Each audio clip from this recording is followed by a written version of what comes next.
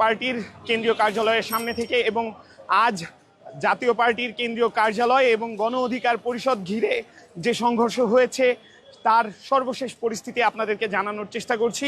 আজ বিকাল 4টায় গণ অধিকার পরিষদের কেন্দ্রীয় কার্যালয়ের সামনে গণ অধিকার পরিষদ একটি বিক্ষোভ সমাবেশ ডাকে এবং সেই বিক্ষোভ সমাবেশে জাতীয় পার্টি সহ আওয়ামী যে 14 দলীয় জোট, সেই জোটের দলগুলোর নিবন্ধন বাতিল এবং রাজনীতি নিষিদ্ধের দাবি তোলে এবং সেই বিক্ষোভ সমাবেশ শেষ করে তারা একটি বিক্ষোভ মিছিল বের করে। সেই মিছিলটি গণ অধিকার পরিষদের যে কেন্দ্রীয় কার্যালয় আল রাজি কমপ্লেক্স, সেই আল রাজি কমপ্লেক্স থেকে শুরু হয়ে গুলিস্তান 0 পয়েন্ট ঘুরে তারা চলে আসে আবারও বিজয়নগরের দিকে এবং কাকরাইল মোড় এর কাছাকাছি আসলে জাতীয় পার্টির যে কেন্দ্রীয় কার্যালয়, সেই কেন্দ্রীয় কার্যালয়ের সামনে যখন তারা আসে তখন দুই পক্ষের মাঝে সংঘর্ষ ঘটে। সেখানে পুলিশ এবং সেনাবাহিনীর সদস্যরা এসে পরিস্থিতি স্বাভাবিক করার চেষ্টা করে। পরবর্তীতে তাদের মাঝে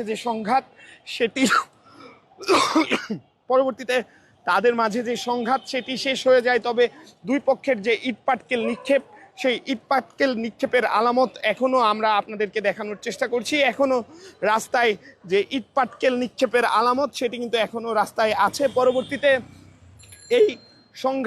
এই সংঘাতের ঘটনায় গণ অধিকার পরিষদ সন্ধ্যা 7:30টায় তারা একটি সংবাদ সম্মেলন ডাকে এবং একই সাথে জাতীয় পার্টি রাত 8টায় একটি সংবাদ সম্মেলন ডাকে। গণ অধিকার পরিষদের সংবাদ সম্মেলন শেষ করে গণ অধিকার পরিষদের নেতাকর্মীরা একটি মশাল মিছিল বের করে, যে মশাল মিছিলটি আবারও জাতীয় পার্টির যে কেন্দ্রীয় কার্যালয়, সেই কেন্দ্রীয় কার্যালয় অভিমুখে আসে।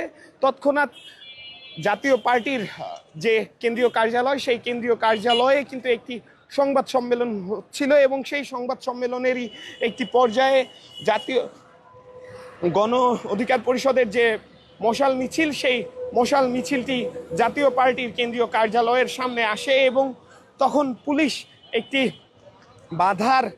একটি ব্যারিকেড সৃষ্টি করে এবং পুলিশ সদস্যদের ব্যারিকেডে বাধা পেয়ে গণ অধিকার পরিষদের নেতাকর্মীরা মশাল নিয়ে এই জাতীয় পার্টির কার্যালয় অভিমুখে প্রবেশ করতে বাধা পায় এবং তারা এখানেই অবস্থান নেয়। পরবর্তীতে আমরা আপনাদেরকে দেখানোর চেষ্টা করছি এই জাতীয় পার্টির কেন্দ্রীয় কার্যালয়ের সামনে থেকে এবং আমরা দেখি তখন মশাল মিছিল থেকে তারা এখানে অবস্থান নেয় এবং দীর্ঘ সময় কিন্তু তারা এখানে অবস্থান করে। পরবর্তীতে সেনাবাহিনীর বেশ কয়েকজন সদস্য এখানে আসে এবং তাদেরকে ছত্রভঙ্গ করতে লাঠিচার্জ করে এবং সেই লাঠিচার্জের একটি পর্যায়ে তারা ছত্রভঙ্গ হয়ে যখন তারা ধীরে ধীরে তাদের যে কেন্দ্রীয় কার্যালয় অর্থাৎ আল রাজি কমপ্লেক্সের দিকে এগিয়ে যায়, তখন সেনাবাহিনী সাথে একাধিক পাল্টা ধাওয়া চলতে থাকে। সেনাবাহিনী এবং পুলিশ সদস্যরা এই বিজয়নগর এলাকায় তাদেরকে পিছনে হটানোর চেষ্টা করে এবং সেই ঘটনা থেকেই কিন্তু এই এলাকায় একটি থমথমে পরিস্থিতি বিরাজ করছে। সেই ঘটনার পর থেকেই সকল দোকানপাট কিন্তু আমরা বন্ধ দেখছি এবং যখন তারা গণ অধিকার পরিষদের যে কেন্দ্রীয় কার্যালয় আল রাজি কমপ্লেক্স, সেই আল রাজি কমপ্লেক্সের সামনে গিয়ে পৌঁছায়, তখন আল রাজি কমপ্লেক্সের সামনে গণ অধিকার পরিষদের নেতাকর্মীদের একাংশ উপস্থিত ছিল। তন্মধ্যে ছিল গণ অধিকার পরিষদের সভাপতি ডাকসুর সাবেক ভিপি নুরুল হক নূর এবং সেনাবাহিনী সেই নেতাকর্মীদের অবস্থানেও সেনাবাহিনী লাঠিচার্জ করে এবং সেখানেই গুরুতর আহত হয় ভিপি নুরুল হক নূর এবং তাকে কিন্তু এখন ইসলামী ব্যাংক হাসপাতালে নিয়ে যাওয়া হয়েছে। এবং এর পরবর্তীতে আমরা দেখি জাতীয় পার্টির যে কেন্দ্রীয় কার্যালয়, সেই কেন্দ্রীয় কার্যালয় থেকে জিএম কাদের অর্থাৎ জাতীয় পার্টির চেয়ারম্যান জিএম কাদের তিনি বের হয়ে গণমাধ্যম কর্মীদের সাথে কোনো কথা না বলেই কিন্তু তিনি চলে যান। এরপর থেকেই এই কাকরাইল এলাকায়